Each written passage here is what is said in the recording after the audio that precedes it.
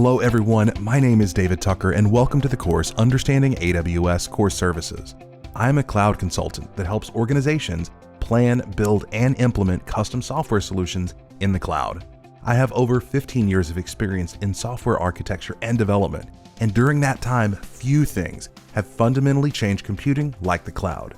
AWS certifications add value for both technical and non-technical resources in today's digital world. In this course, I will walk you through the services from AWS that you will need to know before you take the AWS Certified Cloud Practitioner exam. First, I will review the ways that you interact with AWS services. And next, I will review the major categories including compute, networking and content delivery, file storage, databases, app integration, and management and governance services. And finally, I will provide an approach for preparing for the certification exam. When you finish this course, you will have a clear understanding of these core services, whether you want to take the AWS Certified Cloud Practitioner exam or just have a better understanding of the services that AWS provides.